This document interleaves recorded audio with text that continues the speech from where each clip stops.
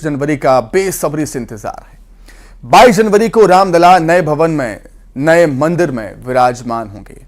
प्राण प्रतिष्ठा की भव्य तैयारी अयोध्या में चल रही है और इस बीच 30 दिसंबर को पीएम मोदी राम की नगरी पहुंच रहे हैं और एयरपोर्ट सहित अमृत भारत एक्सप्रेस की सौगात वो देंगे। प्राण प्रतिष्ठा से पहले अयोध्या भव्य आकार दे रही है। अयोध्या पर देखिए न्यूज़ 18 की हमारी खास रिपोर्ट।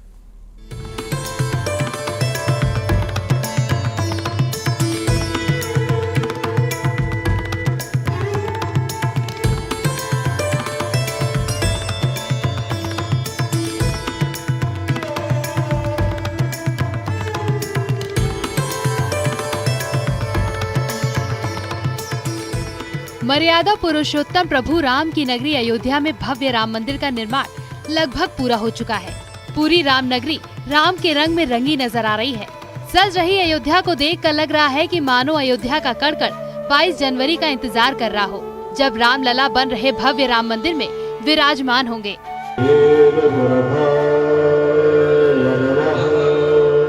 इस बीच केंद्रीय राज्य मंत्री अश्विनी चौबे ने अयोध्या में 18 दिवसीय अयोध्या महोत्सव का उद्घाटन किया।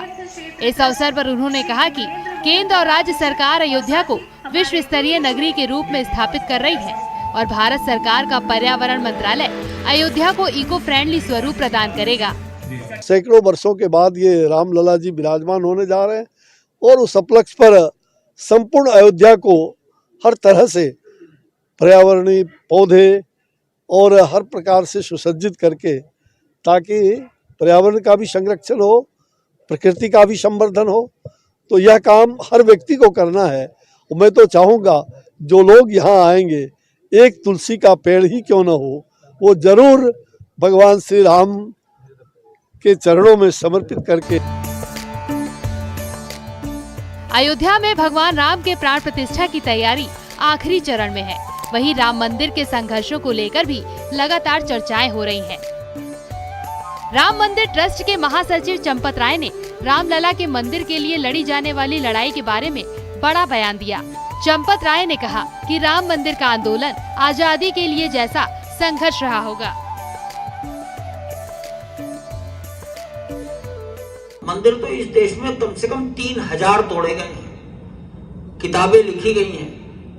Hindu temples, what happened to them, क्या हुआ उनके साथ। हिंदू टेम्पल्स, अयोध्या में ही 3 मंदिर तोड़े गए हैं।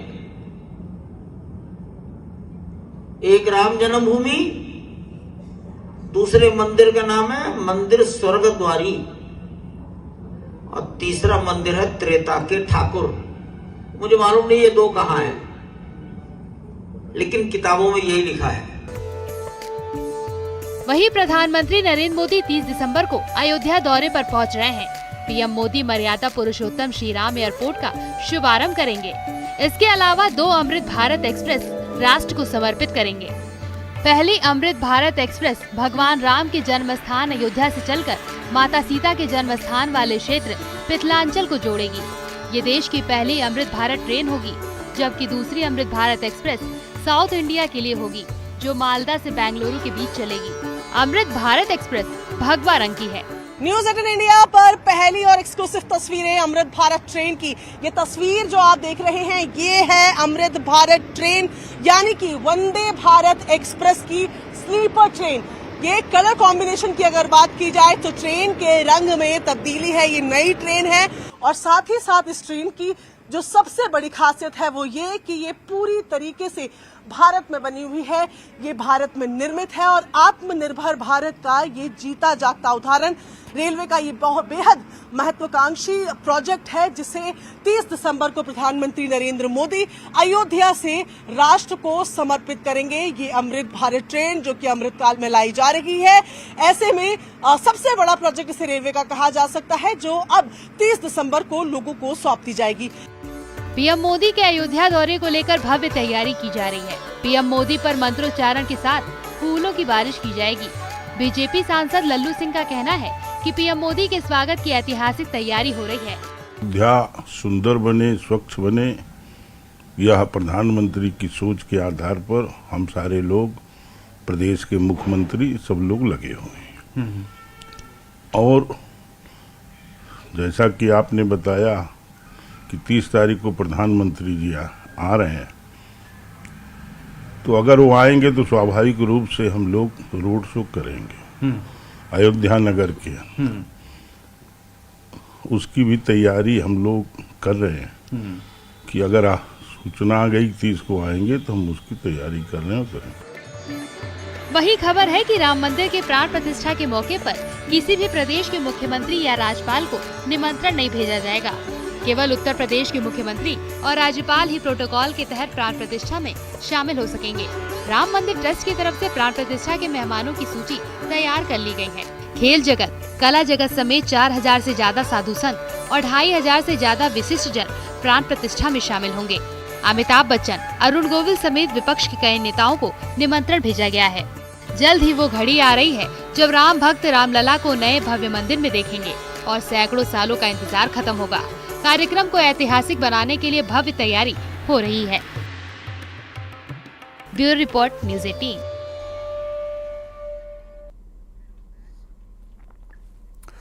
तो अयोध्या में भगवान श्री राम की प्राण प्रतिष्ठा कार्यक्रम को लेकर तैयारियां जोर शोर से चल रही हैं। 22 जनवरी को राम मंदिर में रामलला की प्राण प्रतिष्ठा होगी।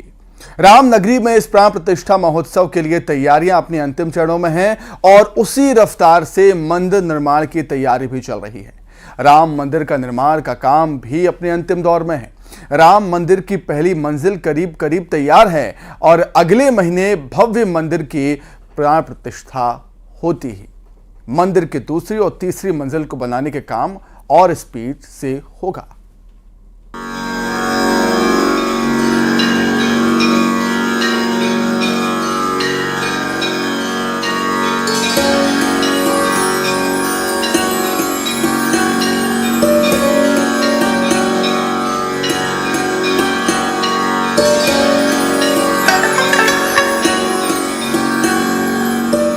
घिस रहे हैं,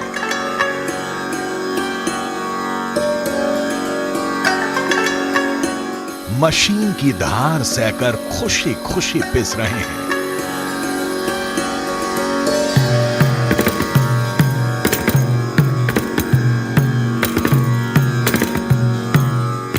कारीगर के हाथों मार खा खाकर निखर रहे हैं।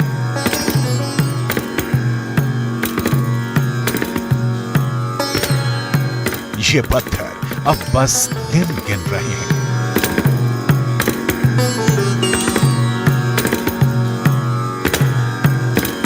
ये पत्थर रामलला के चरणों में अर्पित होने के लिए तड़प रहे हैं।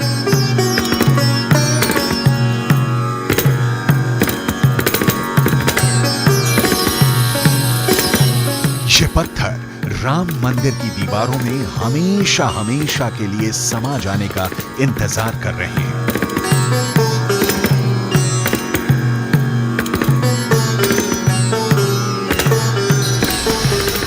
राम मंदिर के निर्माण में इस्तेमाल होने वाले ये पत्थर दिन रात तराशे जा रहे हैं। उन पर खूबसूरत नक्काशी हो रही है। पत्थरों को चमकाने का काम युद्ध स्तर पर चल रहा है। राम मंदिर की पहली मंजिल लगभग तैयार है। 22 जनवरी को रामलला की मूर्ति की प्राण प्रतिष्ठा होगी और फिर मंदिर के दूसरे और तीसरे फ्लोर का काम और भी तेजी पकड़ लेगा।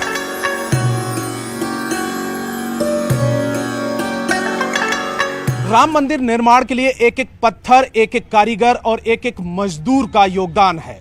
और यहां पर आप देखें कि पत्थर को सजाने, संवारने और उसको चमकाने का काम चल रहा है। हमारे साथ में प्रमोद मजूमदार साहब हैं। ये जो पत्थर क्या सेकंड और थर्ड फ्लोर के लिए? ये सेकंड और थर्ड फ्लोर के लिए जैसा मंदिर का डिजाइन निर्धारित है, उस मंदिर के डिजाइन के अनुसार इसको पत्थर को वहां लगाया जाएगा।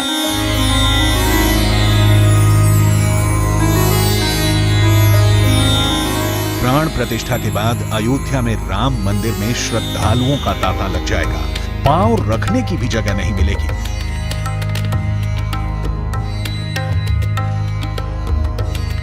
मगर प्लान इस तरह बनाया गया है कि मंदिर के दूसरे और तीसरे फ्लोर के निर्माण में भी कोई खलल नहीं पड़ेगा और श्रद्धालु राम लला के भी दर्शन कर सकेंगे।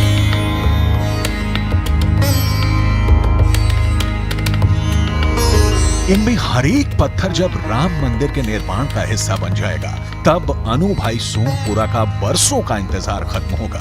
अनु भाई सोमपुरा वो शख्स है जिन्होंने 1990 में राम मंदिर के निर्माण के लिए आए पत्थरों की पहली खेप तराशी थी। गुजरात के अनु भाई सोमपुरा की निगरानी में ही अयोध्या में पहली बार पत्थर आए थे और उन्हें तराशने का काम शुरू हुआ था। जब राम मंदिर आंदोलन ने जोर पकड़ा ही था, अनु भाई सोमपुरा ने तभी अयोध्या में मंदिर बनवाने का प्रण ले लिया था। कोई कारीगर मजदूर उनके साथ अयोध्या जाने को तैयार नहीं हुआ तो उन्होंने खुद ही बीड़ा उठाया और गुजरात से अपना घर बार छोड़कर अयोध्या पहुंच गए। मैं 1990 से यहाँ आया था, तो सीबी सोमपुरा जी आर्किटेक्ट है, उन्होंने मेरे को यहाँ भेजा था कि आप अयोध्या जाइए 5 कारीगर लेके। लेकिन मैंने कारीगर को पूछा तो कोई यहाँ आने के लिए तैयार नहीं थे। इसके बाद हमारा छोटा भाई और मेरा एक लड़का, हम तीनों आए थे यहाँ पर।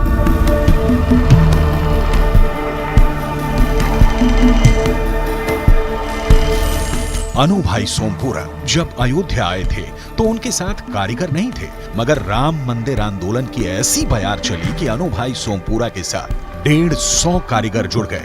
और तो और 2 पत्थरों से हुई शुरुआत के बाद ट्रक के ट्रक भरकर पत्थर आने का सिलसिला चालू हो गया।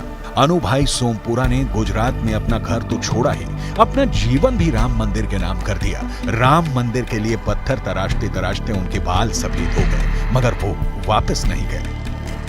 मैं 45 साल की उम्र में यहाँ आया था। अच्छा। तो अभी 84 साल की उम्र हो चुकी है और जिसने लड़ाई लड़ी मंदिर के लिए वो मंदिर देख नहीं पाए। आज हम जिंदा है, हम मंदिर बना के जाएंगे।